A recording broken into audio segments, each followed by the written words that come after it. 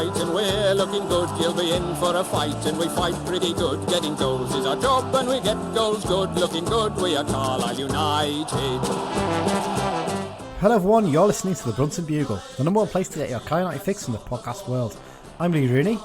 And I'm Dan McLennan. It's tight as the top as United beat the Exiles to keep in touching distance with third place Northampton and an automatic promotion place. We look back on the 2-0 win over Newport while previewing the upcoming games against Bradford City and Hartlepool United.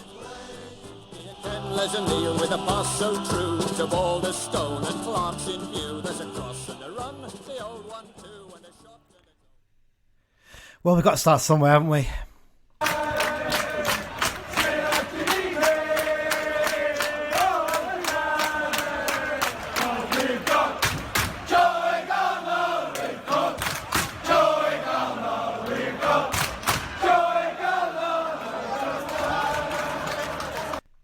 So yeah, let's start today's episode down with a big thank you to Andy and Amy and the media team for announcing the sign of Joe Garner before we recorded today's episode.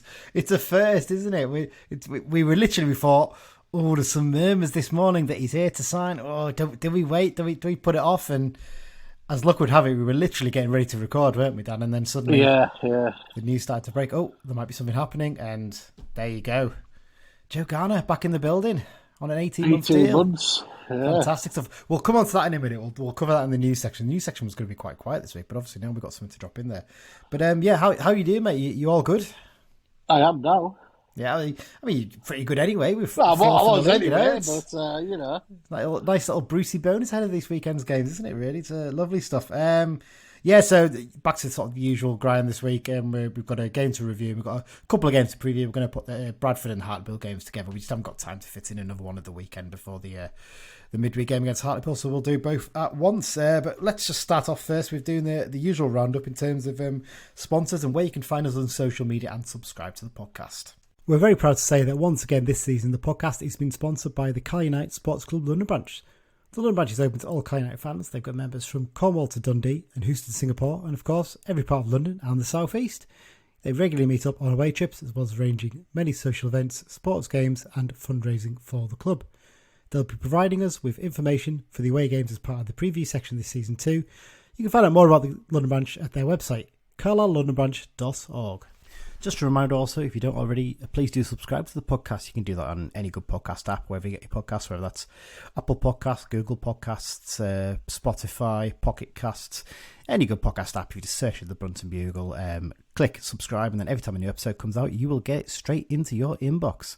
And if you don't already, please do follow us on social media. We're on Twitter at Brunton Bugle, same address on Instagram at Brunton Bugle. If you search for the Brunton Bugle on Facebook and click like, you can follow us there. And we're also on the Be Just Unfair Not Facebook group, which is a fantastic community. Over 3,000 people in there. Would recommend joining it, definitely. We're on the cumbrians.net message board, and you can find us on email, bruntonbugle@gmail.com. Okay, Dan, let's get into the news then. We'll cover off a few of the bits, the smaller bits of stories before we talk about the return of Mr. Garner shortly. First up, United's game against Reds in the Cumberland Cup quarter-final was called off in midweek, wasn't it? Was it wall-up pitch or frozen pitch? I can't remember. I didn't really check up. I think it was a bit of both. Just with the weather this last few days. Yeah, these parts. I suspect if we'd been at home this weekend, the game would have been touch and go, possibly based on some of the weather. I don't know what it's like up there, but I've still got a bit of snow on my garden looking out the window here. So that might have been a bit of a dodgy one. I'm not sure Bradford this weekend seems to be okay. There's no talk, I think, from Bradford that it's under threat. Touch wood. No, it wouldn't surprise me if they've got under soil for when they were in the Premier League. Possibly. Although whether they can afford to run it these days. Yeah, I was going to say, given the crowds they get, they probably can afford decent covers, Yeah, so no new date been confirmed for the rearranged fixture, but once we've got that, we'll let you know. A bit that broke last week after we recorded, wasn't it, Dan? It's a much trailed loan signing, I think it's fair to say. John-Kymani Gordon, he signed on loan from Crystal Palace until the end of the season. We won't talk about that now because we'll talk about that in the match review section because he had a pretty instant impact, didn't he? I think it's fair to say. So we'll talk about that then. Only for a bit before we talk about Garner is Owen Moxon. He's won the PFA Player of the Month award for December.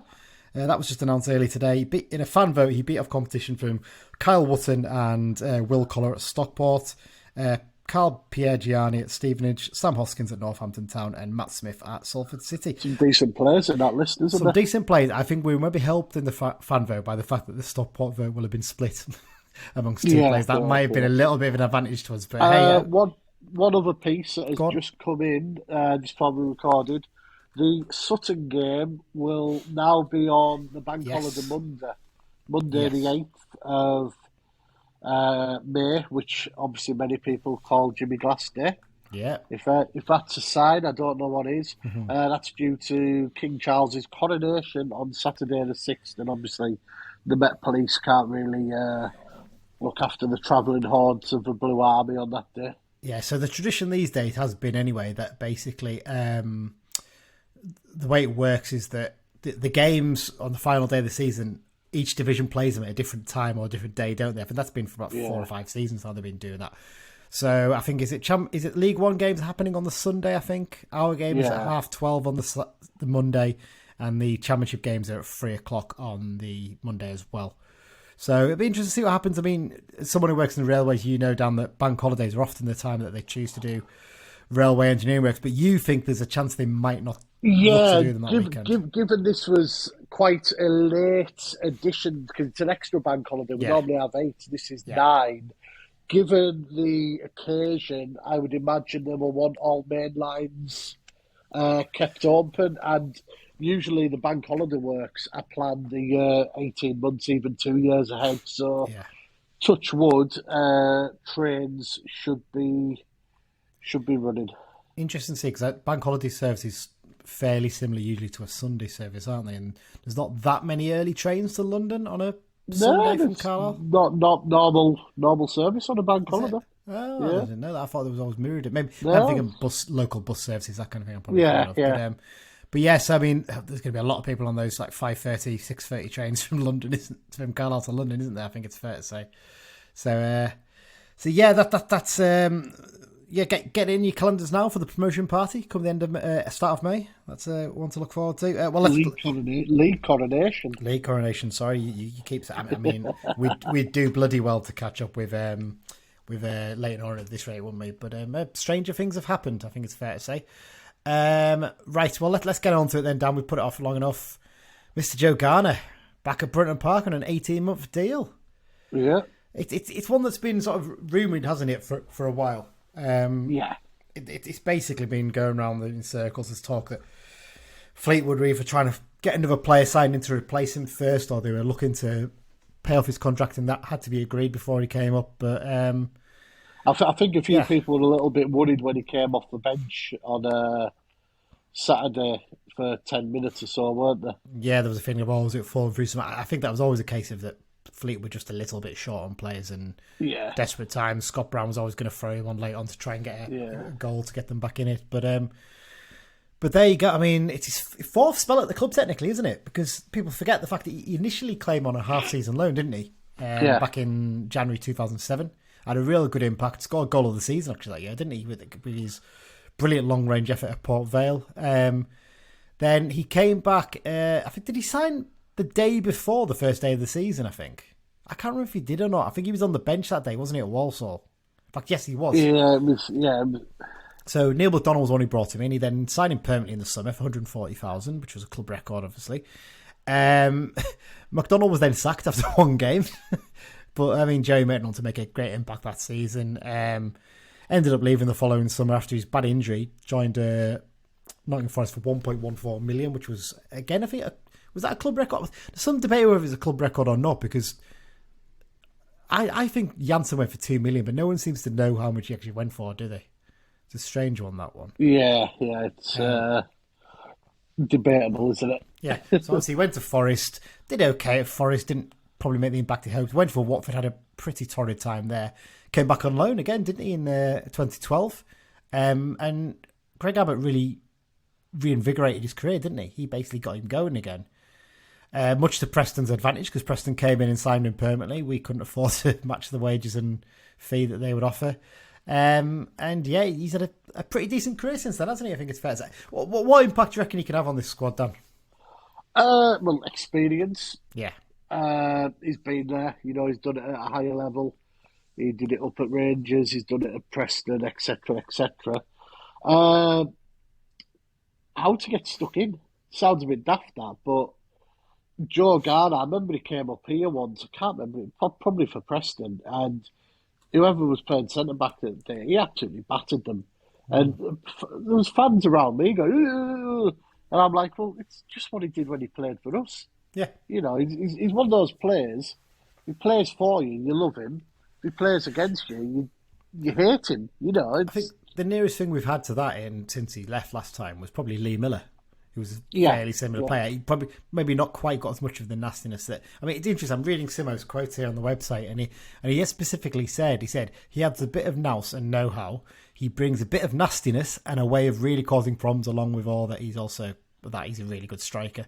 And he says he's different to what we've got, and he's wanted to have another experienced striker for a while. So I saw a couple of people mention in the last couple of weeks and worry about his disciplinary record. He's only been sent off 4 times in his career.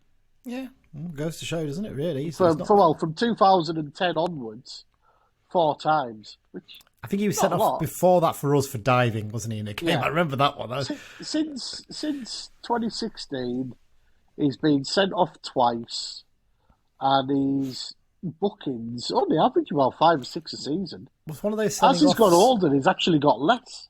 Whether that's because he's mastered the dark arts, Wasn't one of those sending offs having a scrap with James McLean as well? I think I seem to remember. There's a video of that going around when I think he was at Wigan, and I think McLean was maybe at Stoke or somewhere. I don't know, but yeah. So I just feel like he offers us something just a little bit different. And he's probably not going to start a game straight away because he hasn't been starting for Fleetwood. He's not played a huge amount, but Fleetwood fans have been calling for him to start in games recently. So, they still rated him. 18-month deal gives him a chance to settle and show what he's got. And the thing is as well, the fans will take to him straight away. The fans are going to be chanting his name on Saturday at the game, So that makes a big difference. So, yeah, nice to see Joey back. Squad number 32. Interestingly, number 12 still available, but no one seems to want to take it. Strangely, so there you go. But yeah, so nice to see Joe back at Brunton Park. Right, let's do a quick loan watch roundup. Dan, I should say Dan Hill didn't feature for Clayton Moore the weekend. Clayton Moore Celtic, their game against Steaton was called off due to a waterlogged pitch, and then a midweek trip to Darwin was called off due to the snow.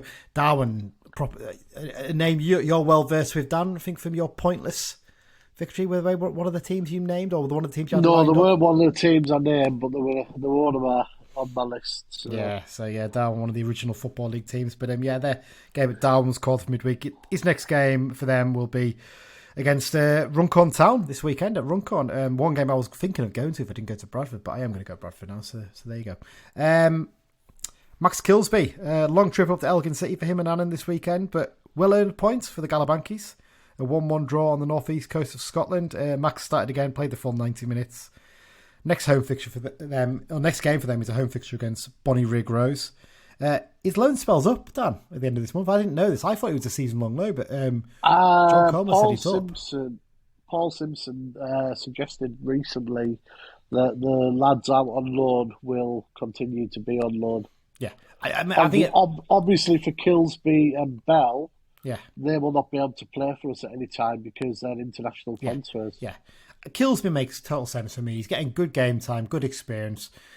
He's shown him, Murphy will give a good round up to Simmer at the end of the season. How well he's done, and hopefully he's done enough to earn himself another contract because he's not had a chance obviously to feature us, but the fact that he's playing games regularly for them, I reckon he'd probably get his deal extended another year. You'd have thought, wouldn't you? I think possibly. It's hard to judge because we've got some very good defenders ahead of him, haven't we? But there you go.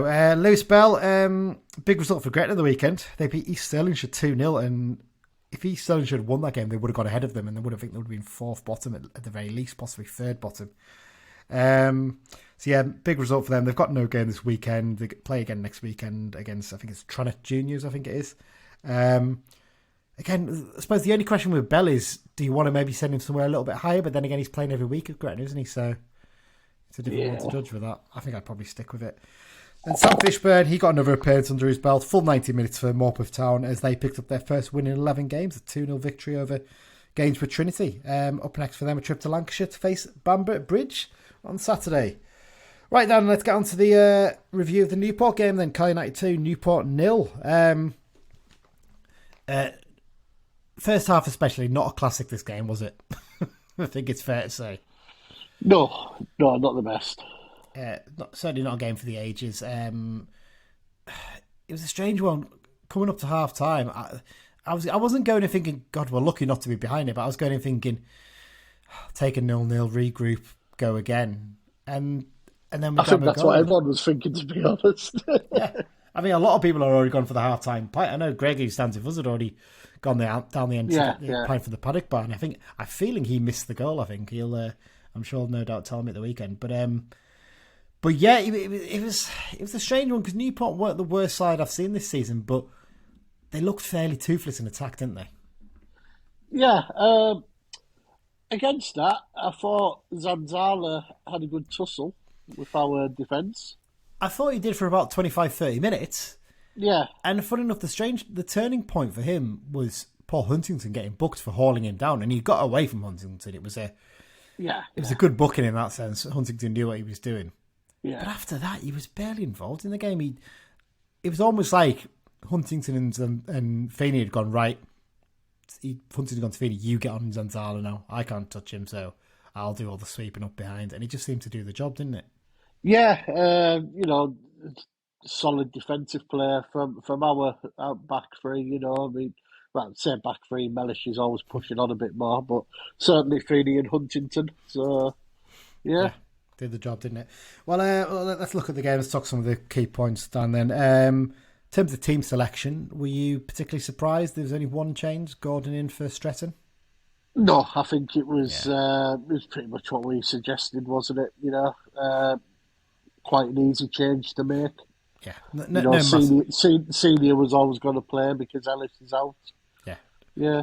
No massive surprise, really, was it? I think there was a kind of a feeling that it was likely that Gordon would come in for Stretton. And the only question was maybe with McCalmont for Gibson, but I can understand why he stuck with Gibson. He likes his creativity, he does offer something a bit going forward. Jaden Harris did miss out on the bench, though, in place of Jack Robinson. Do wonder maybe if Harris maybe a loan deal before the end of the window, then it would maybe leave us a little bit short in terms of covering midfield, possibly. So it's is it not if it's to National League that you can recall? I suppose we could send him on a 3-month loan somewhere, couldn't we? And then after the first month, you're able to recall them. But if it's after 28 days, you can recall the player. So you could send him out on the last day of January, and then by March the 1st, you could have him back if needed. Yeah, possibly. Yeah, that's an option, isn't it? I guess so. That maybe that's something we'll look at. Well, I mean, like I said, in terms of first half, there really wasn't a massive amount of quality from either side. And actually, when I watched back the extended highlights, I don't think we made the keeper make a save, really, first half. We didn't really do a huge amount, did we? Until, obviously, the goal. I mean, all the chances, really, were for Newport. So the first one actually came from a mistake at the back from Thomas Hurley, wasn't it? It was a ball played into him, and it was sort of played onto his left foot. And normally he's quite quick to hit it first time, but it wasn't played really into him in a position where he had to take a touch first. And then he delayed a little bit too much. He'd normally just get rid, but he delayed that little second longer, scuffed the ball straight to one of their players, and he did quite well to recover and narrow the gap, as did a defender, and the ball was put wide, but it was a slightly hairy moment, that, wasn't it? Yeah. Simple as that, then. Yeah. There you go. But yeah. So I mean, we'll talk about Hurley in a minute because there's been some chat on Mike started a bit of debate on Twitter about him, didn't he? I think it's fair to say with his tweet after the game. Beyond that, there was a long range effort from one of their players that was straight at Hurley. Zanzala had a shot from a tight angle. It was more like a cross shot, really, wasn't it? He just hit it as hard as he could, and Hurley did well to parry that behind. And then Dennis's goal. I mean, I think, is it fair to say that this goal summed up the quality of both sides in the first half pretty well? Yeah. I mean, I was going to say it came out of nothing, but we had really, because we weren't having a little push. Yeah, we had a little push before half time to go. We didn't really create any clear chances before this, but ball was spread out to Gibson on the right. He cuts back in onto his left, and he plays in it's not a great cross, if we're brutally honest. It's a low ball with his left foot. Defenders should deal with it a lot better. The conditions weren't great. We'll talk about that again as well in a minute. he sort of scuffs it up to the edge of the area. Moxon does well to win a header. It comes down to a defender who then again scuffs it up into the air.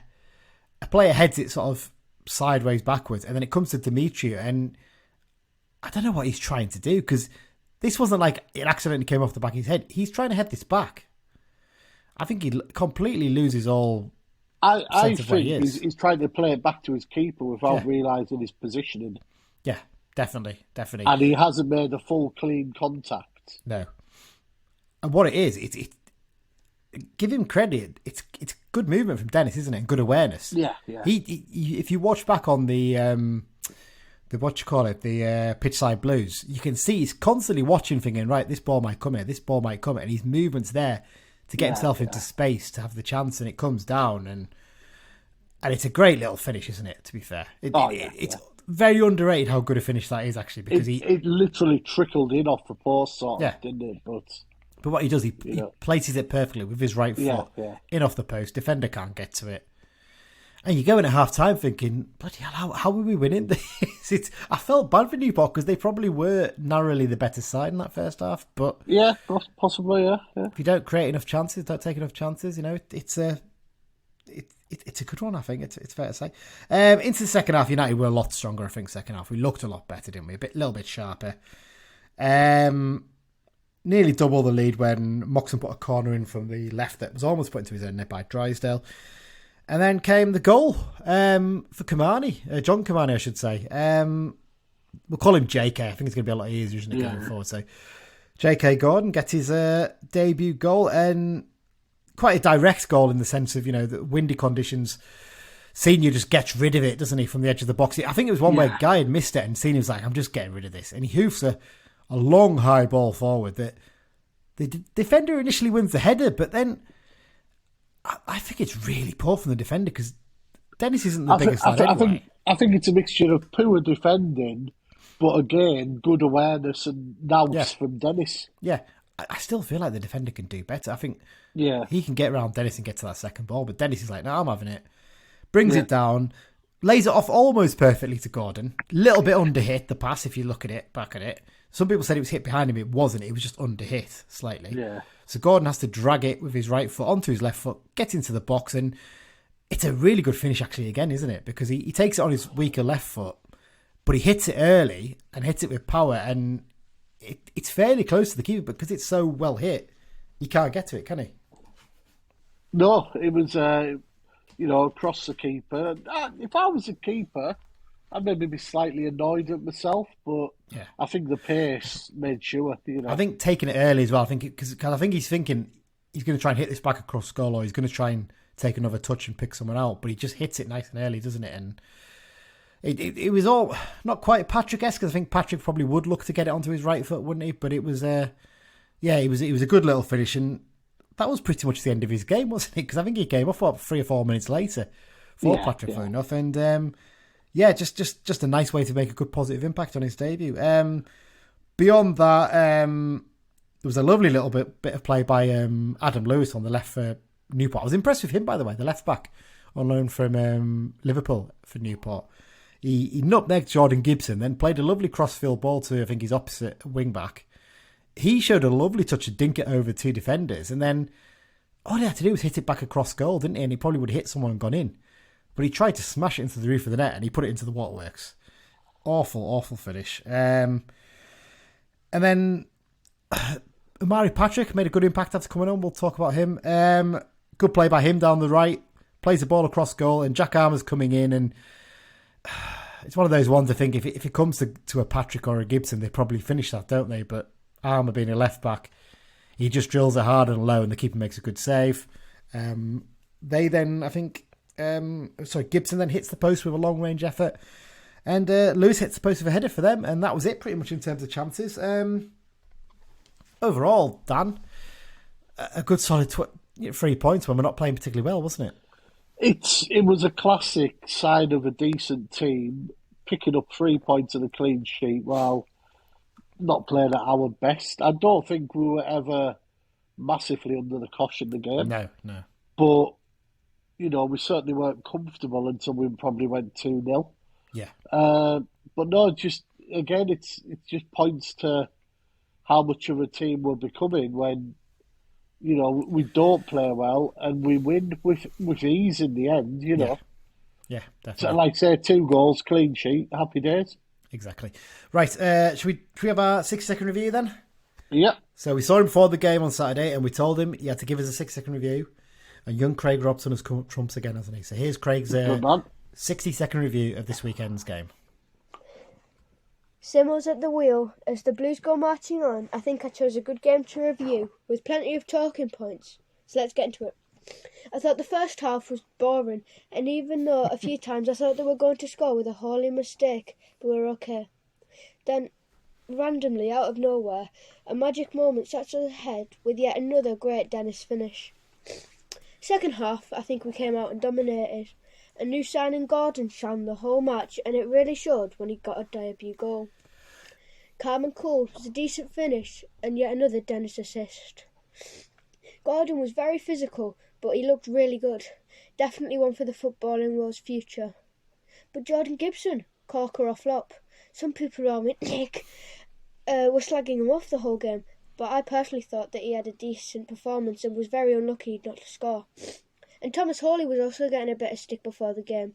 I think it's just a load of rubbish, really. And he made one mistake early on, but he looked solid for the rest of the game. Newport tried to be dirty, especially fouling Mellish all the time. I mean, when will teams learn it doesn't bother him? 2-0 was definitely a good result, especially considering we never do really well against Newport, and I thought it was going to be a tough one. Now we must look forward, up the Blues. Oh, big thanks to Craig. There's struggling on through a cold by the sounds of things. Yeah, it's sounding full of cold. Good lad, getting through to us.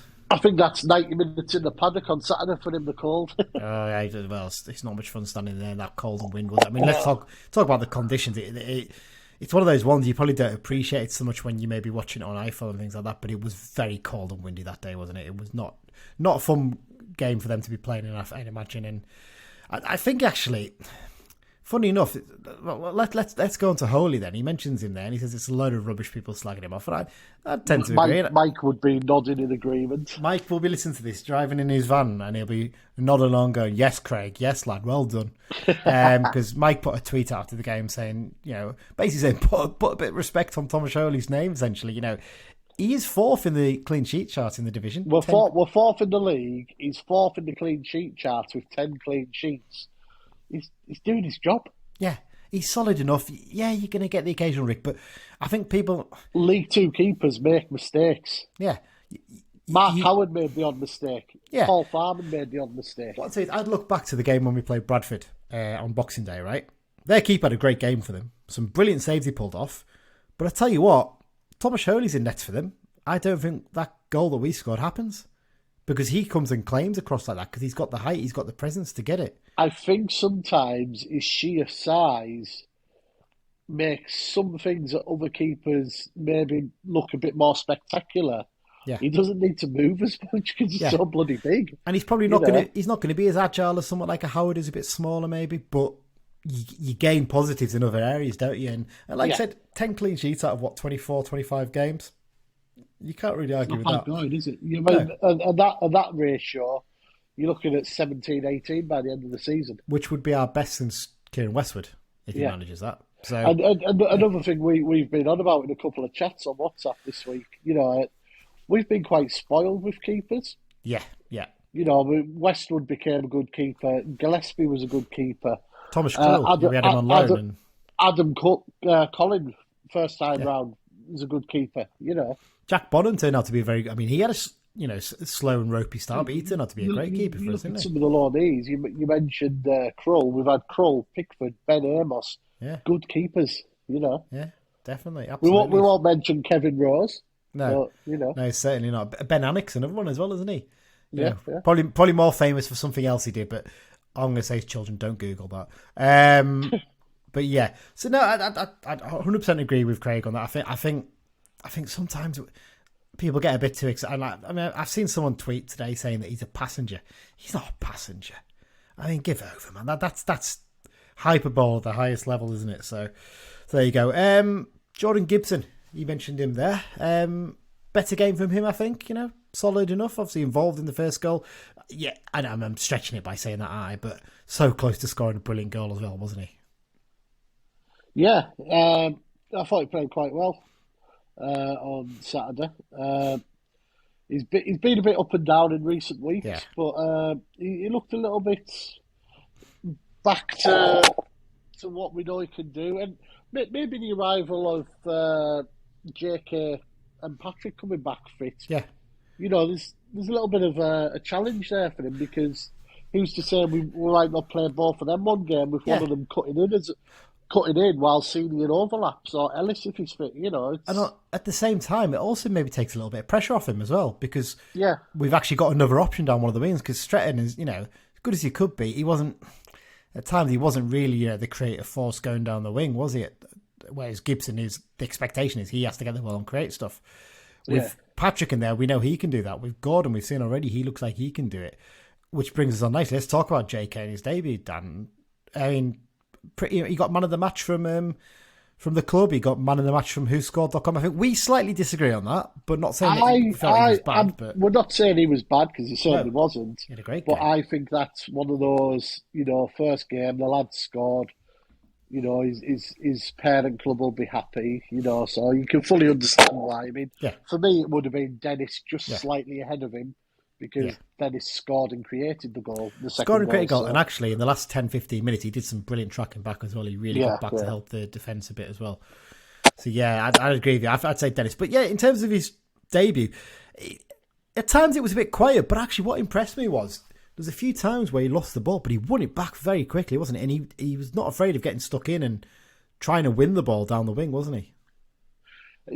When we get these players from the under-21s, etc., there's levels to them, and this lad just looks a little bit better than Stretton, certainly the likes of Owen Windsor, etc. Well, Tyrese Omotoye, funny enough, someone else tweeted as well saying, don't get too excited. Look who else got man of the match on their debut, and they put Tyrese Omotoye last season. I was like, that Tyrese Omotoye one was, I mean, I can't even remember why he got man of the match. That was a baffling one, because, I mean, Amari Patrick came on for 15 minutes in that game and did more than him and should have been man of the match. Yeah. Gibson probably should have been man of the match in that game, really. I think we can guess who probably said make him man of the match.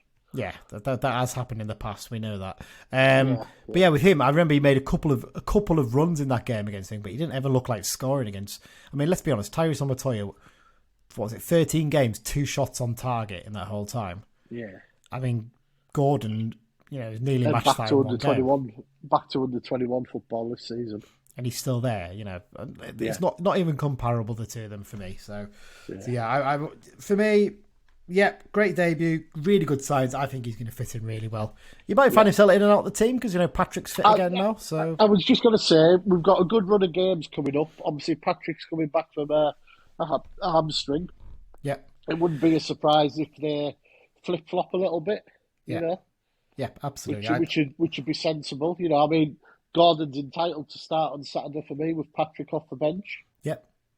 Also, we'll have Joe Garner on the bench as well, probably on Saturday. I'm going to say we've got some good options on the bench, haven't we? Yeah, I have a feeling poor Toby might be the one who misses out at the weekend, because obviously Joe's back now. I've just seen a tweet actually from my mate Brendan saying, imagine if we're losing a game last 20, we could just go 4-2-4, play Patrick, Gordon, Dennis and Garner. The teams wouldn't know what the hell was going on. I mean, even that, you could if Dennis is tired, you could take off Toby and just have Toby up causing chaos and get Garner in around him and Patrick and Gordon. There's always options like that. So there you go. What else are we going to talk about? Anything else specific from the game you can think of? Not really. No, it wasn't the most eventful game. I mean, in terms of overall performances, I mean, Guy and Moxon had good games in midfield again. I mean, Joel Senior, a little shout out for him, actually. We should probably mention him because we all know that he didn't have the greatest game against Doncaster. He made that mistake early on. I thought in this one, he actually looked a lot more solid. Defensively, I thought he had a really good game. Going forward, there's a couple of times where he got a bit excited on his run and he probably should have made a pass a little sooner, but that's going to come with time with him getting back to match fitness and sharpness and stuff like that, isn't it? But overall, Dan, I think he had a good game, didn't he? Yeah, he's like I say, every minute he plays, he gets sharper. And, you know, I know people who watched him a couple of times in the conference, and they say he is more of a wing back than a full back, which obviously perfect suits us completely, especially with, you know, the wide players we have who all have the ability to cut in while he bombs on. You know, there's been some talk, hasn't there, from some people saying we need to get some right defensive cover in though, because he's the only one and he's not sharp and stuff. And my feeling with that is, well, Jack Ellis is back in 3 weeks max, maybe. Right? End of the month, early February. End of the month, early February. It might take him a couple of a week or two to get back up to sharpness, but he's back and probably available at that point. Finn he's back late March, early April. We'd potentially have 4 players in that position then if we did that. Back in the day when you had you could do your 90-day loans, it was fine to be able to do that. You could get a James Tavernier in, you could get a Christian Ribeiro, you could get a who else did we sign who was a right back that season? I can't remember. We had about 3 of them, didn't we? When Frank Simic was out for half a season. Can't do that now. You've got to commit to half seasons or a permanent signing, and it's not worth the risk anymore. So for me, I feel now with Garner signed, for us it's just a waiting game. See if anyone comes in for our players with big offers, potentially have players lined up to replace them or any bad injuries happen. I feel like Garner's not the last piece in the jigsaw, but it leaves us in a situation where I think we can be quite content, can't we? Yeah.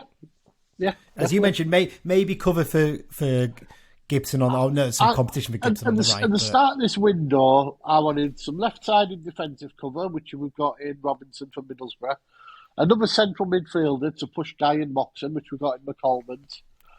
I said a striker. Gordon's came in. He's more of a Patrick wide striker. Yeah. But obviously we've now signed Garner as well. So we've ticked the 3 boxes. Edmonton's back in 9 weeks as well. So, you have that. So Charter's the same. I would quite like to see, if we had to bring one more in, maybe a bit of competition for Gibson, because Patrick's got Gordon. Gibson's sort of on his own, isn't he? So, but you've got sort of 3 players there, and I suppose once Edmondson is fit, he can play in that position, I guess. Yeah. But so there's options there, isn't there? I don't know if there's anyone. Let's just play all our strikers up front when they're fit for the laugh. Yeah, just have a go. Let's have a laugh. Barrow and all this of it. Exactly, batter them 8-0 as you predicted last time. Or was it 9? Prediction for the next one. Oh, you're going to go for 9 club record? I can't tell you. Oh, small spot. You have to wait till next time. Indeed, right. I think that wraps it. Oh, actually, no. One more little shout. Give a shout out to the Partick Thistle fans who were at the game. This was a barbing one, wasn't it? So basically, Newport, coming up to kick-off, it looked like it was quite sparse, didn't it, in the away end? It's not a great following this. But you expect that for a smaller club just after New Year. There's always, you generally get small followings for these games. But I remembered we were walking down and me and Mike heard a lively lot of Newport, what sounded like Newport fans in Walkabout. Turns out it wasn't Newport fans, it was Partick Thistle fans, and they turned up just before kick-off in the away end. What it was, their game at was it Dundee or Dundee United? I can't remember which one they were. Dundee. Their game at Dundee was called off due to the bad weather, and they had a bus booked to take them there, and they obviously couldn't get the money back on the bus because it was booked. So they said to the bus driver, well, how far can you take us? And then he said, I'll take you wherever. And he said, well, take us to Carlisle. We'll go and watch Carlisle against Newport County. So they came down to watch Carlisle against Newport County and sat in the away with the away fans and made a fair bit of noise, didn't they? Actually, more than a lot of away followings do this season. So fair play to the Jags fans for travelling down. Didn't bring the mascot with them. They did that weird explosion thing that it is. If you wondering what I'm talking about, look up Partick Thistle mascot and prepare to have your mind blown. That is what they have to entertain the kids before the game. So there you go. Right, I think that's it, Dan, then. We won't do a League 2 roundup. We'll get back on that next week. Maybe look at some of the key fixtures that have happened over the weekend and midweek games. So we'll take a short break and be back with the second half of the show. Hi, I'm Owen Moxon, and you're listening to the Brunton Bugle. That's the PFA Player of the Month. Owen Moxon there telling you that you're listening to the Brunton Bugle. It's the second half of the show. We haven't got a question of the week this week, have we, Dan? We haven't had time to sort one out. No, 2 games. 2 games, lot to fit in. So let's get straight into it. First up, we're going to preview the Bradford City game, and we have a Behind Enemy Lines for this one. We spoke to Chris from the City Vent Bradford City podcast. I had a really good 20-minute long chat with Chris. Actually, got into a bit of depth. We talked about Mark Hughes' first year in charge. Almost mirrors Simo's, doesn't it? I think he was appointed the day after Simo back in February last year. Yeah. Seemed to ring a bell, because I think we were all like, wow, this is the appointment of the season in League Two. And Bradford City were like, hold my beer, and blew everyone's minds with that one. So his first year in charge, their hopes for the season in the second half of the campaign, and why they hate Jordan Gibson so much. So here's the chat I had with Chris all about that. So here we are with the latest of our Behind Enemy Lines sections on the podcast. And this week, we're talking to a Bradford fan. It's Chris from the City Vent. I'm getting it right because we checked this before. In the City Vent podcast to talk about all things Bradford City. Chris, how are you doing? I'm doing good, Lee. How are you yourself? I mean, to be honest with you, you guys have kind of come from nowhere and doing quite well. So yeah, we're having an enjoyable season, let's put it that way. And it's almost all down to one man, I think it's fair to say, which actually brings me quite nicely onto my first question. So I was going to say, there's a weird sort of close connection between both our current managers, in that they were appointed within a day of each other back in February last year. Because there was a bit sort of, I think we appointed Simpson on the Monday after we'd been battered by Swindon 3-0, and underselling it. He came in and it was a big wow, this is an incredible appointment for Carlisle, most exciting appointment in League Two this season. And you guys were like, hold my beer. And a day later, you announced Mark Hughes was coming as boss 11 months on. So Simpson, 11 months on, can do no wrong at Brunton Park. What about Mark Hughes? How is he perceived by the Bantams fans after almost a year in charge? I want to mention about Simpson as well first before I do that. And obviously he's had some great days at Carlisle before, obviously, and seeing what he'd done for the club. And it was very exciting to see Simpson come back to you, really, after... Yeah. I think you've had, you probably had a year where you should have gone to the playoffs and blah, blah, blah. But yeah, anyway, so Hughes, I tell you what, I remember I was in a meeting. And I had my iWatch on, or Apple Watch, whatever you want to call it. Yeah. And I remember because he doesn't do images, and I went, nah, that's not true. It was crazy. And it was like, how on earth, have we got Mark Hughes? I think when he came in after Derek Adams, we hated Derek Adams. There's no doubt about that, Lee. We absolutely hated him. He's just the wrong appointment for you guys, wasn't he? Just not the right man for your club, really, was he? Morecambe he fits well, but Bradford he just didn't. Absolutely agree. But, when you look at his credentials, you look at, obviously, where, he took Morecambe up, who was the most unfancied team in that league, full stop. Yeah. You think, okay, maybe there's a potential here. But, yeah, you're absolutely right there, Lee. I think there was a lot of things that he didn't get. He used to start abusing the fans because they were turning on him. Yeah, I don't think he got the club whatsoever. But anyway, like Mark Hughes when he came in, it was. I mean, I still get it. I still get it. And I'll be honest. I see Mark Hughes coming out for a game. I look at him and I go, wow, we've got Mark Hughes as a manager, and it's crazy to see. But I think we've been very disappointed over the last couple of months. We got beat by Rochdale 2-1 at home, where we were 1-0 up. There just doesn't seem to be any cohesion with the team. Very disappointed. So I'm hoping that January is going to liven us up. We've brought in a couple of players that maybe might make a difference to the season. But yeah, am I going to say that I want Mark Hughes out? Absolutely not. But it's not the season that we expected. Yeah, I mean, there seems to be a little bit, looking online, your fans are very vocal fans, I think it's fair to say, on Twitter. Always. And there does seem to be a bit of division on him, in the sense that some really massively backing him, some are just like, get rid, whatever. I mean, as surprisingly poor as you were on Boxing Day, and I genuinely was shocked at how, but we thought it was going to be a really tight game. I think in our predictions we had like draws and maybe a 1-0 win for us, something like that, which I know it was a 1-0 win in the end, but ideally it could have been 5-6 if we'd taken the chances we had. Yeah. Although you did have your good chances yourself. But you're still right up there, and you're not actually that far off the top three. Like, I mean, if you beat us at the weekend, you'd be sitting there potentially, 3 points behind Northampton in third. So Is there a feeling maybe he just needs to get a bit of time to get things right? Did he really have the time in the summer to get the squad together he wanted, do you think? I think he's about consistency, Lee. I think if we go back to Boxing Day, I actually thought do you know, whenever we play in Brunton Park, we always have a bit of a stinker. I mean, you look at last season where you had Jordan Gibson scored.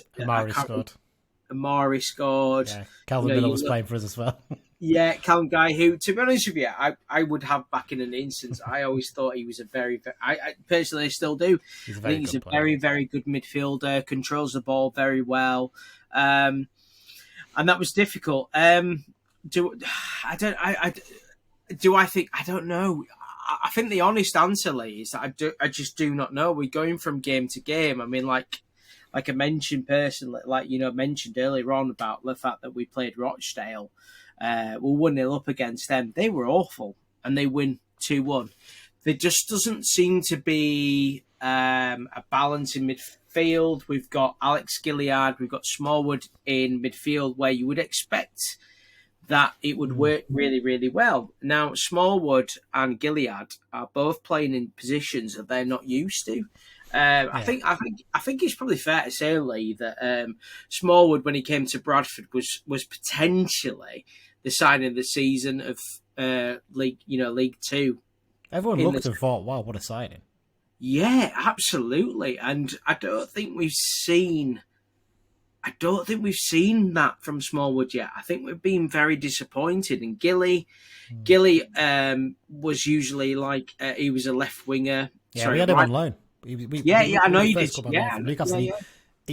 He never struck me as a player who would ever play central midfield, if I'm honest, because he was a bit of a fanny when it came to a tackle back then. He may be a bit different now, but he didn't want to get stuck in at all. I think it's interesting because, they always say about wingers and stuff, they always say that they're failed central midfielders. And we look at Gilly, and I will say this, for the first 3 or 4 games of the season, in fact, no, that's been a bit unfair. I think maybe the first 10 games we actually thought, yeah, he was box to box, he was making the tackles, which he was opposite to what we're used to seeing, Lee. So even for yourselves. However, I'm just not sure that them two work together, particularly in midfield. There's a lot of questions. We've lost Tyreek Wright, who has just gone to Plymouth, and that's a big loss for us. Huge loss for us. From my understanding was that he was going to sign permanent, and maybe we didn't put it through quickly enough. But against you boys, I don't know.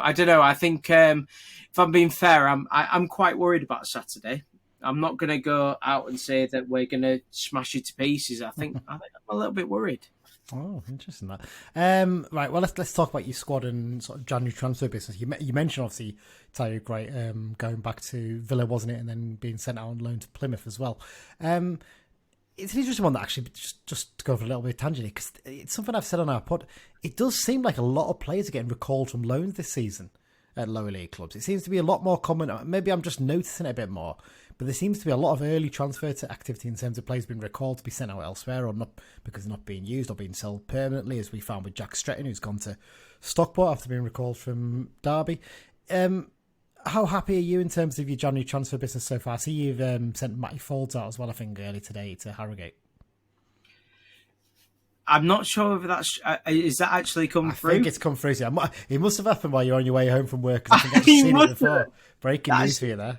Yeah, that's an interesting one. But I would talk about the... I think that a lot of, obviously, the League Two teams, and I will go on to, obviously, our transfer dealings so far, but I think that it seems to be a common thing where Championship clubs are, sending their players out on loan to League Twos. They might be doing really well, and then they decide, obviously, that they want to send to League One. A perfect example of that, Lee, is Huddersfield. They've been doing it for about 2 or 3 years. There've been players where they've, they're sent here, there, and everywhere, and then they've kind of called them back. I mean, we're very lucky that we've got Romanic Critchlow on loan from Huddersfield, and from my understanding is that he's played 20 games, so he can't leave the club.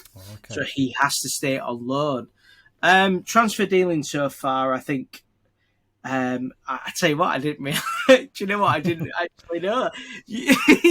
I've been working today, Lee, so I've not seen that. I can't believe that Folds has gone to Harrogate, but a very interesting one. We've brought in a lad from Burnley who's, do you know what? I hate to say it, but I can't remember his name off by heart.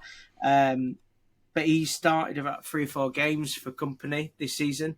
And the fact that he's, obviously he's got that, company's got that trust with Mark Hughes, and that's Dara Costello, is that his name? That's the one, but apparently it's Costello.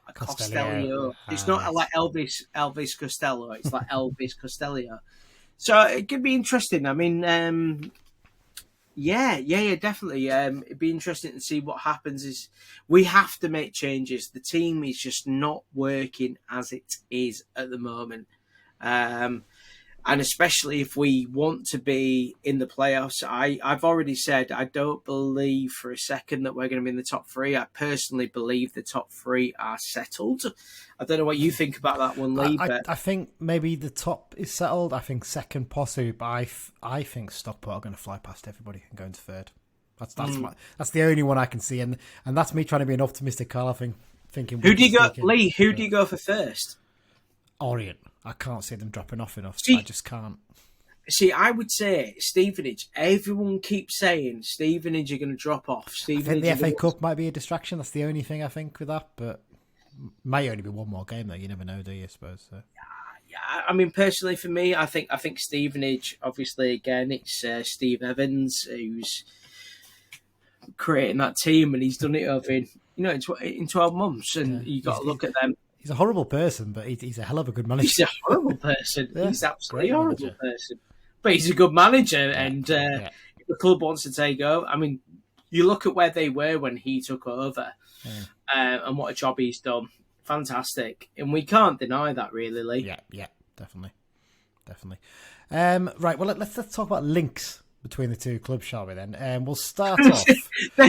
Before you start, there's a fair few. Lee. Yeah, well, it's not as bad as it used to be. There was a joke. There was a running joke when Chris Beach was our manager that the only DVD he had to watch games of was Bradford City reserves from 2019 to 2020 because every player he signed was ex-Bradford. And we also have Joe Riley, who's now at Walsall. We had Kelvin Meller. We had there's 2 or 3 more that I've probably forgotten. Divine. There was Divine. Yes, Divine. I forgot about Danny Divine altogether. He's gone to Chester now. He has. He was a weird one because when he finally made his full debut for us, I think it was against Salford during the COVID time. It was one of the few games we could go to, and he was man of the match.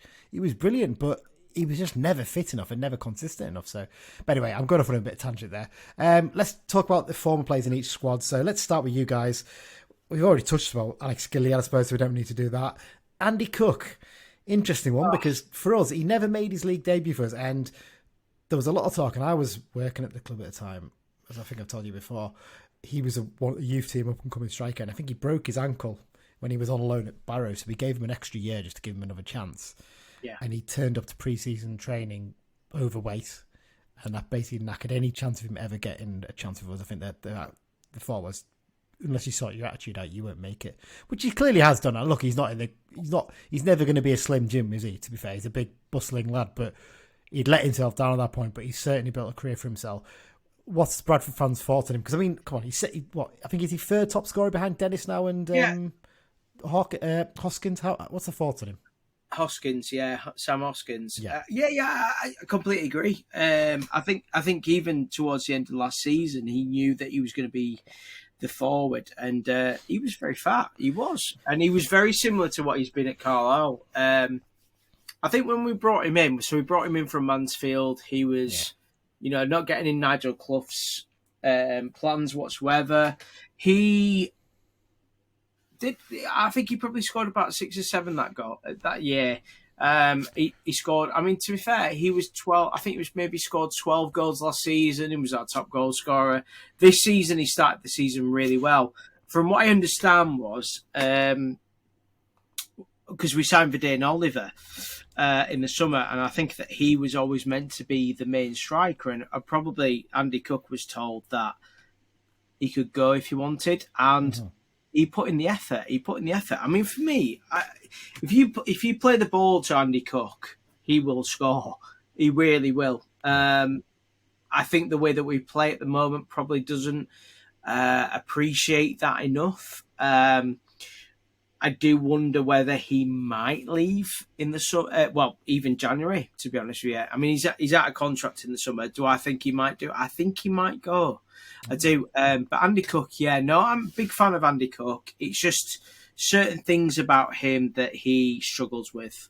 He gets very frustrated, but I tell you what, as a defender, you must hate playing against Andy Cook because he's literally in your ear all the time.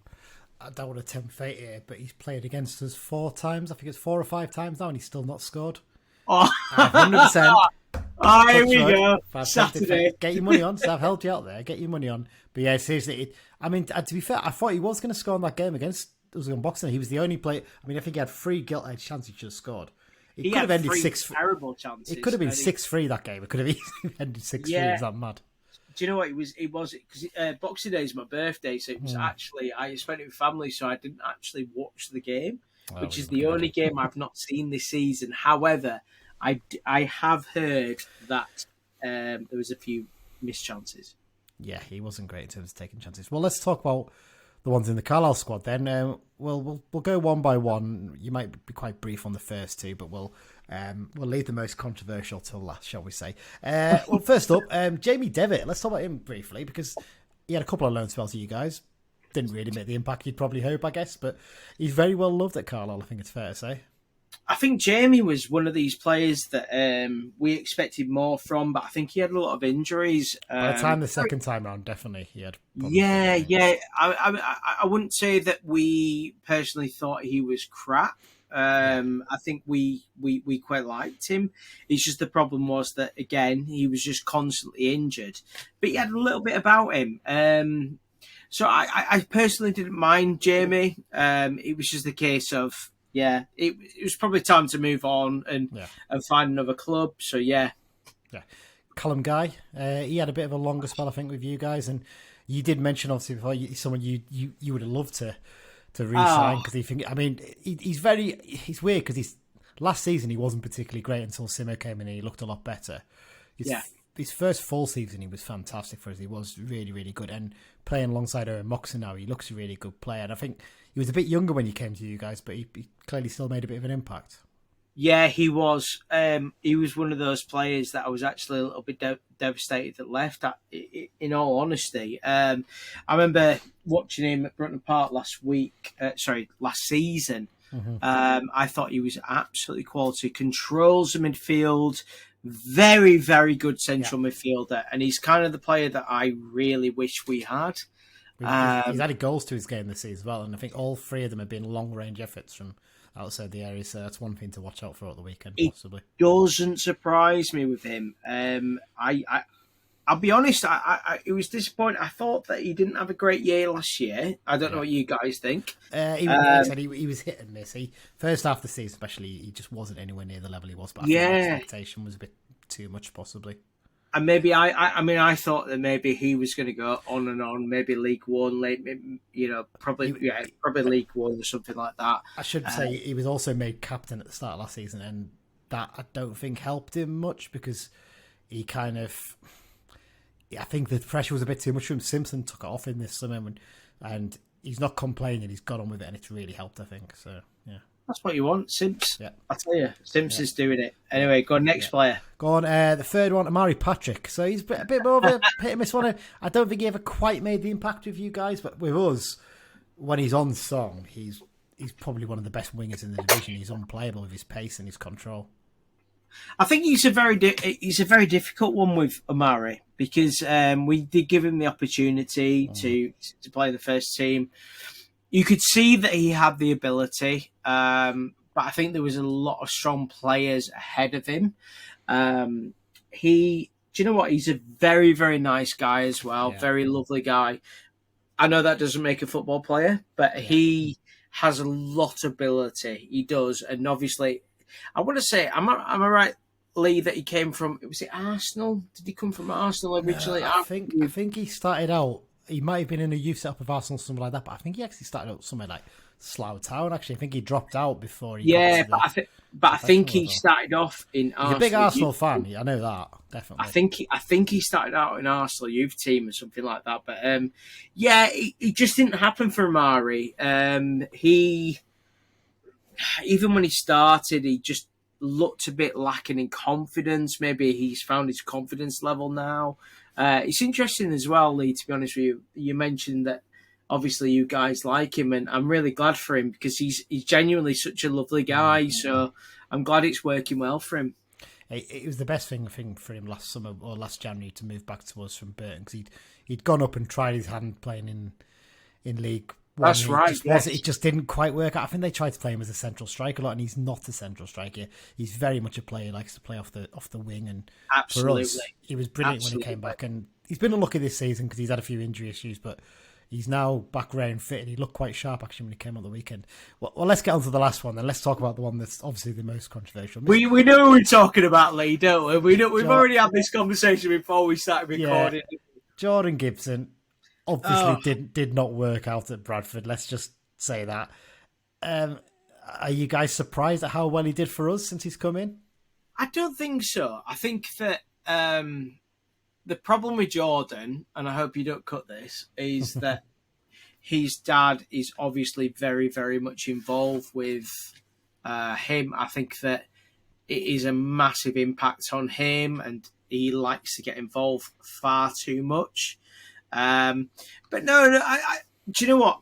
There was I think we signed it. I want to say we signed him from an Irish club. I'm sure we did. We did. Rangers. He went to an Irish club after. He was actually at Rangers. Funny enough, even though he's from Birmingham, he was in Rangers youth. So yeah, maybe that was the case. But Jordan was. You could see he had ability, but we didn't see it at City. And obviously, City fans being City fans, there was a lot of abuse towards him, and his dad didn't like that, and so that kind of escalated things. But no, I'm really good for Jordan. I think the problem for City fans was also where, obviously, last season where it was 2-0 and he scored and he milked it, shall we say? Oh yeah, I mean, too fair. But I would say though that I don't think that we were genuinely dismissive towards Jordan. So that was quite frustrating for us. I think that we did support him. A lot of fans liked him. But again, I think that his dad didn't help with stuff. I mean, Andy, talk to me if you want. In fact, no, I should probably say that because he probably will. But yeah, I think that was the issue with Jordan. Right, well, I think we've rambled on for quite a bit, actually. It's been a really good chat, this, but I don't want to keep you too long. So we'll get on to the prediction shortly, but I suppose the hopes for the rest of the season, it's going to be just trying to secure a playoff place? Because, it's very competitive in League Two this season when you look at the table, the gap in points in the top half as well. I think for me, if I'm going to be realistic, I think that playoffs has to be the way. I just think we're just inconsistent. Like I say, we mentioned about the Rochdale game where we lose 2-1 at home and we're 1-0 up. You don't expect that, certainly not against a team that are currently second bottom. For me, I genuinely believe that the top three will be the top three. I know you mentioned about Stockport. I still think that them three are difficult to catch. But yeah, I think for me, playoffs, and hopefully we'll have a nice day in Wembley. Right, well, let's wrap it up then. Prediction for this weekend. Oh, God. We always do this. A lot of people don't like doing it, but we always do. I'm going to go 2-0 City. Okay. Just don't come back to me, Lee, when you win 2-0. And hey, to be fair, trick. They've not had many pods come on this season and say predict us to win. They've always gone for a draw or for a win, so there you go. Chris, thanks for giving up your time, and all the best for the rest of the season after this weekend. No worries, and thank you very much, and all the best for Carlisle, to be honest, honestly, genuinely. Brilliant. It's good to see you guys having a good season. Great stuff. Cheers, Chris. Okay, thanks once again to Chris for speaking to us about all things Bradford City. I mean, he's sounded a little bit despondent, Dan. It seems a bit like, this weekend seems to think we're going to beat them. And I think he's hoping for a top 7 finish. But actually, when you look at the table, it's so tight at the top at League Two right now, isn't it? It's incredible. Like it was even tighter last weekend. But obviously, some of the results have spread things out a little bit more. But I'm just looking now. Down to 12th place Doncaster and up to us in 4th is only 5 points gap. If you want to make it tighter, from 9th place Mansfield to us, 3-point gap. It can change every weekend right now, can't it? Yeah. There's a real chance, if Bradford beat us, they go ahead of us, don't they? Yeah. But for us, we look ahead and we think, Northampton, we've got a game in hand on them. We're 4 points behind. If we beat Bradford this weekend and they happen to lose, suddenly top 3 place looks possible, doesn't it? It opens things up, really. So there's a real opportunity for us to potentially do something there. And actually, I'm just looking at the table now, Dan, before we go on to talk about Bradford City. 39 goals for us at the moment. Only one team scored more goals, and that's Northampton. One more goal than us so far. So, yeah, very, very exciting at the top right now. Well, let's talk about this game then. Bradford City v Carlisle. 3 o'clock, kick off at the Utilita. God, how do you pronounce this? Utilita Energy Stadium. Utilita Energy Stadium. aka Valley. Let's call it Valley Parade. That's what it is. Yes. Referee for this one, Will Finney. It's his 4th season as an EFL referee. He's taken charge of 20 games so far this season, handing out 6 yellow cards and 1 red card. Last season handed out 83 yellow cards and 4 red cards in 36 games. One of those red cards was to John Mellish in our 2-1 defeat at Exeter City. That was his last game as a referee. Last Carlisle United game as a referee. Head-to-head wise, it's very, very tight now, isn't it? Mm. We've got it back. So 58th meeting of the two sides. United have drawn 21. United have drawn 21. United have won 21. 14 have been a draw, and the Bantams have won 22. So winning this game, we go level. Well, let's talk about Bradford City themselves, Dan, and their squad. I think we said this, didn't we? Could probably do a separate episode on the ins and outs, looking at the list, couldn't you? I mean, they had a busy summer in terms of players coming in, but they've had a busy January already. They've had a big one today, haven't they? Well, indeed, he's not actually listed in the Jan Riles, but he's listed in the squad thing because I had time to put him in for that. Adam Clayton, former Blues midfielder, has joined. I think they've basically taken over his contract, which I think ran till the end of the season. So basically just a short-term contract till the summer. Interesting one, that one, because when he signed for them, we thought, well, that's a decent sign for Doncaster. But then I saw him play against us in October, and I wasn't sold on him as a player anymore. He looked like the game was catching him up, didn't it? Yeah. I'm just looking at this squad. They've got a fair sized squad now, haven't they? I think it's 31 players in there, I think. Yeah. There's a few young players in there we should add, basically. That are just, and I think there will be a couple head outwards. Yeah. There's the annual January Andy Cook to Wrexham rumour is doing the rounds at the moment. Getting pace, isn't it? And it should be noted, actually, as well, that they've also there. I think there's a couple of players who've come back from loan spells who might be going out again on loan spells, possibly. I think Finn Cousin Dawson's one of them. They've had a lot of loans, haven't they? I'm just looking. I think they actually had 6 in the summer. Yeah. And then they've got another 3 in this January. Yeah, it should be said, actually, in terms of loans. What was it? Cian Harrett has gone back to Huddersfield Town. I think his loan was actually ended before January. He was the one who got fined for hair coursing. I don't know if you remember that story that emerged, I think, in about November time. So he's basically, I think he got fined by Huddersfield and sent back from his loan at Bradford for being a naughty boy, basically. Tyreek Wright is one they signed on loan in the summer from Aston Villa and did quite well and actually probably looked one of their better players on Boxing Day. He's been recalled by Villa so they can send him out on loan to Plymouth till the end of the season. Which is the risk, I suppose, of a player doing well, isn't it? We've seen it with Jack Stretton. We might say he didn't do that well, but Stockport have been impressive enough to sign him permanently. So that's always a risk with a lone player, isn't it? Yeah. There's been quite a few who've come back from one and gone to another this January. Very common. One name that interesting stands out as well. You already mentioned Adam Clayton already, but in terms of January arrivals, Matt Derbyshire coming in. Obviously, someone Hughes knows very well from his time at Blackburn Rovers. Probably the club that everyone remembers him for his successful spell, isn't it? Really, but actually, he's done the round since then, hasn't he? Just a bit. I mean, he's getting on. I think he's 37 towards the end of the season. I'm just looking up his... But he's been abroad a lot, and obviously he had his famous spell at Olympiacos early on. Yeah. But then after, I think it was Rotherham, he went to Cyprus, Australia, back to Cyprus. India, wasn't it? I think he went to the Indian Super League, North East United. Yeah. So it's his first spell back in England in, I think, 6-7 years. So, well, since Rotherham, yeah. Yeah, so he had a decent record at the Cypriot club he was at, and similar with the Australian club as well. But actually, a lot of the clubs he's been at, he's done well in loan spells and stuff, but he's not that prolific of a scorer at some clubs, is he? So how he'll adapt, I don't know. He's not. I don't think he made his debut yet. The stats there suggest not. But I mean, I'm looking at the last game. Was he involved? No, he wasn't involved in the last game at AFC Wimbledon. So I'm guessing he's probably building up his fitness at the moment. So whether he'll be involved at the weekend, I don't know. One of their big signings of some, actually, one of the ones that stood out was Jamie Walker, because he was on loan from Hearts second half of last season, wasn't he? And he scored against us on the final day of the season and looked a good player. Signed him permanently.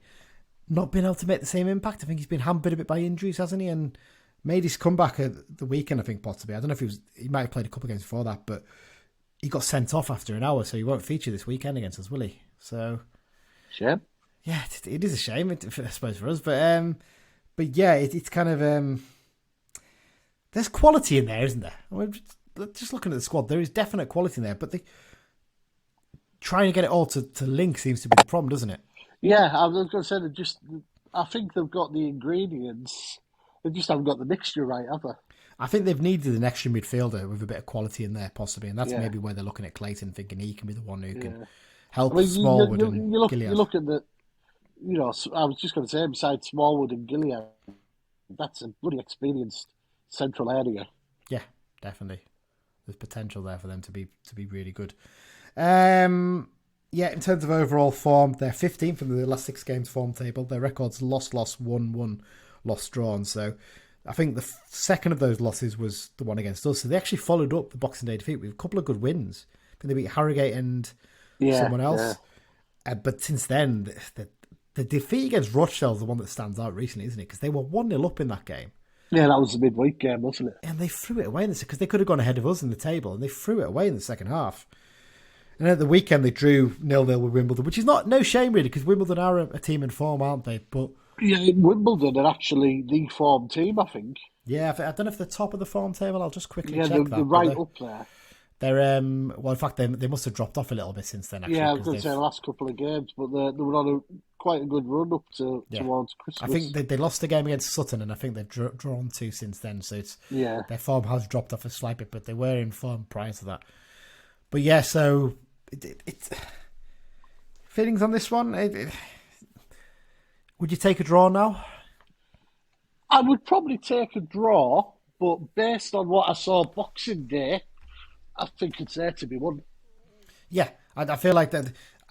Whether Clayton can settle in nice and quickly. I mean, the fact that he's been playing for Doncaster probably is a big help, to be fair, in that area, isn't it? So maybe he can slot in straight away and make an impact for them. But defensively, I didn't think they were that strong. I think there's a chance to really get at them, possibly. And Cook seems to have been dropped. Well, I don't know if he's been dropped since the Boxing Day game. He doesn't seem to have played as much. I think Hughes just doesn't fancy him. That seemed to be the vibe. I had a bit of a look around a few Bradford tweeters and that last week, and there was discussions, do we sell him? And they're like, well, is that a top scorer? You're crazy. And they're like, but they were saying, Hughes just doesn't seem to fancy him. He's got Derbyshire in, he's got Oliver there, he's got the low knees. Yeah. It's a strange one for them. Be an odd one, wouldn't it? Selling the third top scorer in the division in January, but stranger things have happened, haven't they? So there you go. Okay, Dan, let's get into it then. Predictions for this one. What are we going for? I'm going to go for a 2-1 win. I'm going to go for Christian Dennis, obviously. And why not Joe Garner off the bench, 88th minute, 1,000+ blues, going wild, singing his song. Yeah, 2-1, that'll do. So annoyed because you've just stolen my prediction there. I can't go for the same because that's just not right, is it? I'll do Mike's first and then I'll have a think about what I'm going to change mine to now. So this week I am going for a 2-1 win with Kymani Gordon bagging a brace. Ooh, he's going for a Gordon double, isn't he? Okay, there you go. Right, I'm going to go for a 2-1 win as well, but I'm going to go for Christian Dennis and the winning goal. Oh, I'm stuck between Gibson and Patrick. I just fancy a bit of shithousing. Gibson would be interesting, wouldn't it?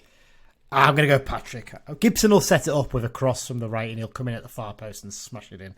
There you go. So, Amari Patrick. So there you go. We're all going for 2-1s. We're going for different goal scorers each, though, aren't we? So I think both me and you are going for Dennis, so we're keeping our safe extra point. I should say, points-wise, nothing's changed. We all gained a point each, basically, the weekend for predicting Dennis to score. Unsurprisingly, none of us predicted Gordon to score because, well, he hadn't signed at that point.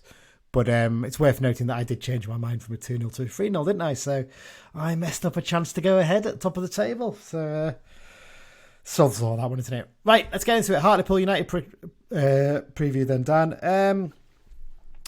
Yeah, referee for this one, Sam Barrett from West Yorkshire. It is third season as an EFL referee, and he's taken charge of 15 games so far this season, handing out 45 yellows and 2 red cards. Last season, he handed out 144 yellow cards, but only 3 red cards in 37 games. So he's not too card happy in terms of the big one. I was just thinking the lad at Bradford's quite lenient on his figures. This fella's the other end of the scale, isn't he? Absolutely, total opposite, isn't he? Last United game he took charge of was the 2-1 defeat to Shrewsbury Town in the FA Cup last season. Probably better remembered for a few things. Probably the pitch invasions that happened from the Warwick Road and from some of the kids, and there was a protest, wasn't it? Was it a tennis ball protest? I seem to remember. There was about 6 of them, wasn't there? 6, yeah. It was a bit pretty pathetic. There was a banner in the paddock there, which was confiscated, wasn't it? And our friend Johnny fell through his seat in the B stand, didn't he, in that game? Remember that? Yeah. Is that seat still broken, or has it been fixed since then? I think it's been fixed, yeah. So basically, he tried to sit down in his seat and it just collapsed below. It just collapsed on him, didn't it? It's amazing. So there you go. Interestingly, fourth official for this one is Andy Haynes. He's normally an actual referee, isn't he? So it's a bit surprised to see him as a fourth official for this one. Head-to-head record. It's the 109th meeting between the two sides. We still haven't worked out which team we've played the most, have we? I think we need to get our good friend Jeff on that, don't we? I think he's likely to know. He's got other things. I'll have a look when I get a quiet minute. Yeah, so 109th meeting between the two sides, and United are well ahead in the head-to-heads. We've won 51, 20 have been a draw, and Pools have won 37. Right, Hartlepool United in terms of the squad, Dan. I mean, they've had a busy summer as well, didn't they? Wasn't a very successful one, though, it's fair to say. Certainly didn't help Paul Hartley, did it? They had a Scottish experiment, didn't they? It did not work. Paul Hartley came in as manager. He'd done fairly well as a manager in Scotland, hadn't he? With Cove Rangers, but Cove Rangers are very well backed, aren't they? Yeah. So not really a massive surprise that he had success with them. The result was the players who came in just didn't make the impact that they, I think it's fair to say. And yeah, they've basically pressed the old Keith Curl back button, haven't they, basically, to bring him in to try and rescue them from trouble. Not quite having the impact so far, though, is he? No. You don't sound too disappointed about that, do you? Yeah, well, 1 it's Hartlepool, 2 it's Keith Curl. Yeah, but they're in real danger, aren't they, of going back to the National League after 2 seasons, aren't they? Yeah. He's going to have to perform a miracle to keep them up, isn't he? The big problem they've got is when you look at the bottom, Gillingham and Colchester are splashing the cash. I mean, Gillingham, you understand there's been a takeover. The guys come in and they need goals. And, actually the last game Hartlepool played, I should say, was a 2-0 defeat at Gillingham. I mean, a massive result for Gillingham, that, because it shortens the gap to 2 points between them and Hartlepool at the bottom. And they've got a game in hand on Hartlepool. So Hartlepool could be bottom fairly soon. And yeah, they've been able to bring in Nichols. Who else they brought in? I can't remember. There was another player they brought in fairly recently. Hawkins, I think it is, from Mansfield. There's definitely another player I seem to remember they brought in recently who sort of opened up people's eyes and go, wow, didn't see that one coming. Hartlepool haven't got that money to spend, have they? Shock horror. Colchester brought like Dieng and Matt J from Exeter City in, with two brilliant signings them. I mean, joking apart, purely from a geographical point of view, you want Hartlepool to stay in the league because they're a northern team. It's an easy away day. They try and charge us for broken seats every year, but I mean, York have gone, Darlington have gone. It would be a shame to lose Hartlepool. I mean, we're going to hopefully be in League One anyway, but it's proper teams as we call them. Yeah, I should say Timothy Dieng actually signed for Gillingham, not Colchester. So apologies for that. But yeah, Colchester have signed a few good players in January as well. And Rochdale have got a player in Ian Henderson who's going to get them goals. He's found his form again with them, and he can be a real talisman for them. They might not have the money to bring players in, but having an experienced lad like him up front helps. When I look through this Hartlepool squad, there's nothing in there that really terrifies. I mean, Chris Maguire is a good player, but he's had his issues off the field, hasn't he? And doesn't seem to have hit the ground running there at all. Jack Hamilton was a great player for Arbroath last season, wasn't he? But again, he's not had the impact in League Two that they would have hoped. The lad up front, Umara, he's got 8 goals in 23, which is a decent return considering their position. Yeah. It's not. I mean, that's more than Gillingham had scored all season until this weekend. Yeah. I mean, Gillingham scored 2 in a league game for the first time this season against Hartlepool, which that should. So I know they've had players brought in and improvement, and Tom Nichols is one of the scorers, but that should worry Hartlepool that happened, to be honest. Matty Dolan's a good signing, though, isn't he? We mentioned this last week. Yes, from Newport. Yeah. He gives a bit of experience and steel to that midfield, and he's a local lad, so he probably gets you can see why Peter Hartley's been signed as well, can't you? Yeah, exactly. He adds a bit of experience there at the back as well. Yeah. He's a bit of nous too, but I mean, goalkeeper-wise, they don't have much quality either. I mean, that Carl Leveron, he's a big lad, isn't he? He was the big Scottish lad who was at Morecambe, I think, last season. Ben Killip, it seems every week I watch the EFL highlights on ITV, he seems to be making a cock-up most weeks, doesn't he? I mean, I don't know if he's still sticking with him. I mean, I'm just looking at the last game. He started the last game as well.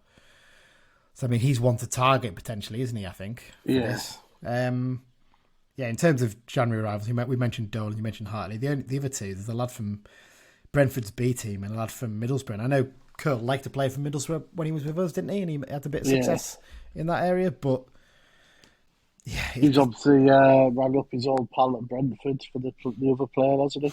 Yeah, I mean, he's coming on a permanent him rather than a loan, hasn't he? But, yeah, it's not looking great for Hartlepool, I think it's fair to say. And, I mean, surely when you look at these games coming up, obviously, Bradford this weekend, a game near to us, a draw from that would be great, but we want to win. But the two that follow that, this game against Hartlepool and against Rochdale, we've got to be targeting 6 points, haven't you? Yeah. 100%. You've got to look to really get at them early, begin this game, and batter them almost, don't you? That's the way to look at it. We've got, looking slightly broader, we've got 5 games in 15 days. Yeah. And the 3 home games are all winnable. Yeah. And if we can pick up points on the road, that'll be a very good couple of weeks. Yeah. Well, even that, I mean, you look at the home games. In fact, if you look at the 3 home games, it's Hartlepool, Barrow and Harrogate. Is that right? Yeah. Yeah, absolutely. I mean, Barrow's going to be a bit tougher, you'd imagine, than the other 2, but yeah, you can get at them. And like I said, the Rochdale game as well, definitely one. We're going to have a big following there as well. It'd be really good to get a good result there. Hartlepool's form, they're 16th in the last 6 games form table. They're only 1 place below Bradford, it should be said. Their record is loss, 1-1, loss, draw, and loss. So they've not won in the last 3, but they did have 2 wins in a row before that. I should say that first loss was a 5-0 defeat at Stockport as well, so that was a bit of a hammering. So they bounced back well from that. No former Blues in their squad, though. That's quite a surprise. You don't see that very often, do you? There's usually 1 or 2 links. I don't know if there's any in our squad, is there? Off the top of my head, I can't think of anyone who's in our squad who's played for Hartlepool. No, I don't think there is. Well, there you go. Right, well, let's do our predictions for this one then, Dan. What are you thinking? I'm going to go for a solid 3-0 win. Ooh, who are you going to go for goal scorers? Dennis, Moxon, free kick, and Gordon. Dennis is just going to score in every game for you this season. Yeah. He's your go-to, isn't he? Right, what am I going to go for? I'm going to be even more confident. I'm going 5-0. 5-0 win. I'm going to go Joe Garner to get 1. Dennis to get 1. Gibson, Gordon, and Big Morgan Feeney to score 1. No, Morgan Feeney, John Mellish. Because he's from that end of the woods, isn't he? He's northeast lad, so he'll enjoy that. So yeah, I'm going to go for John Mellish to score. Right, let me just dig out Mike's prediction for this game. Okay, so this is what Mike had to say. And for Hartlepool, I'll go for a 3-0 win with Huntington, Garner, and I'll go for Dennis as well.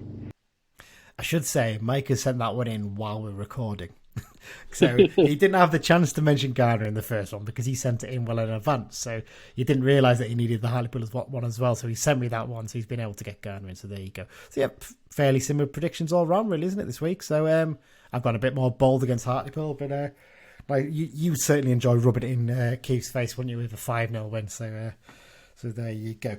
Right. Yeah, I mean, I suppose I probably should have said before we do those bits. In terms of team selection for these games, I mean, surely this weekend you stick with what you've done and maybe just bring Garner onto the bench? Yeah, I think that's the obvious ploy. Yeah, definitely. I think we'll both stick with that. And like I said, you can always mix it up against Hartlepool. Obviously, we've got quite a few games coming up. Like I said, there's 5 games in 15 days. You're probably going to have to change things slightly, aren't you, those games? So there you go. Right, X-File section, Dan, what are we going with? What have we got this week? Yeah, not too busy at the weekend in terms of goals. Naki Wells scored for Bristol City in a 4-2 win over Birmingham. Bristol City have picked up a little bit recently. Speaking of which, former Blue George Tanner getting a good run in the team at right wing back at the moment. That's good to see. Yeah, Connor Townsend, there's one we haven't had for a while, scored for West Brom in their 3-2 win at Luton. They were 2-0 down quite early in this game, West Brom, and dragged it back to 3-2. Good result. Kelvin Meller scored a long-range effort for Crewe in the 1-1 draw at Mansfield. That's a good result for them. Have you seen this goal, Dan? No, but I've heard about it. So he hits it from long range, and when you watch it on the thing, you think, wow, it moves loads, and the keeper gets completely caught out.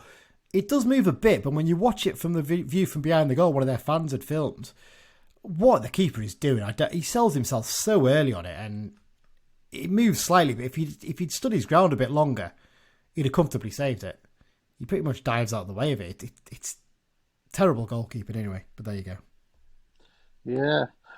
Jack Sowerby scored in Northampton's 2-0 defeat at Stockport. That sounds strange, you say. Yes, that's because it was an own goal, unfortunately for Jack. Here's a good one. Sean McGinty scored for Ayr United in their 2-2 draw at home to Arbroath. Got a couple more mentions for Ayr coming up, haven't we? Yeah. And Dave Simonton scored for Workington in their 2-1 win at Trafford. Transfers. Oh, we've got some wonderful ones this week. Yeah. Owen Windsor, who I briefly mentioned earlier, is seemingly set to sign for Chippenham Town, having been without a club since leaving West Brom in the summer. It just shows how quickly it can go downwards for some of these young lads, you know. Yeah. But did he not start out at Chippenham, or was it someone similar to that, I think? Not sure. Rings a bell, possibly. Dundalk in Ireland have already signed Conor Malley on a free transfer. Yeah. And debating a move for Cameron Salkeld from Ayr United. Yeah, I think he's left United, actually. I thought he was still there, but I think he left quite recently. Speaking of Ayr United, Brad Young's loan from Villa has ended early. Again, another example of a young player who's just not He is a great one.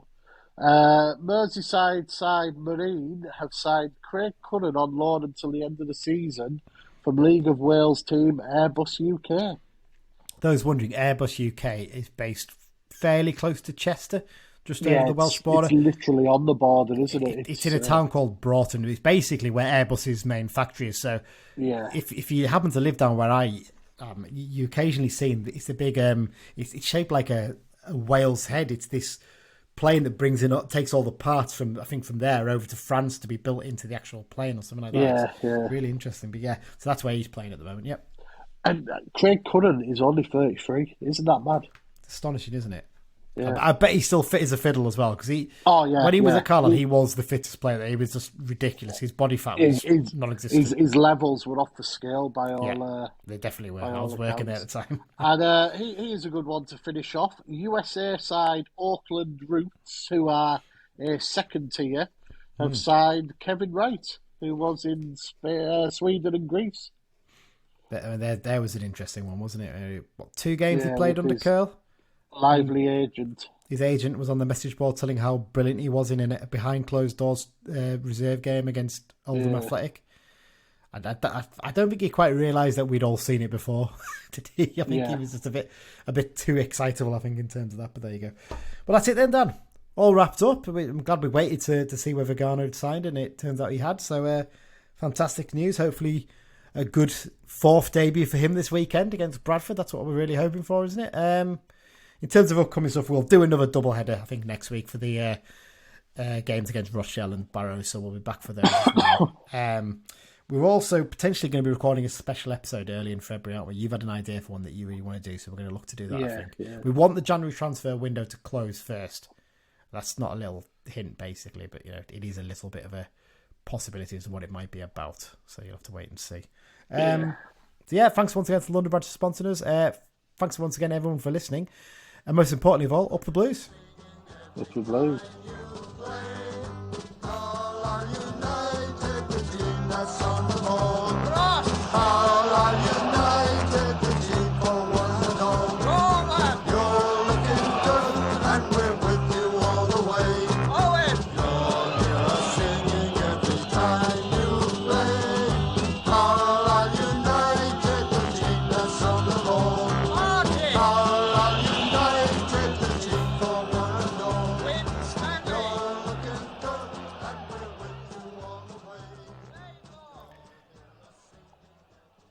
Did I thank you there, Dan?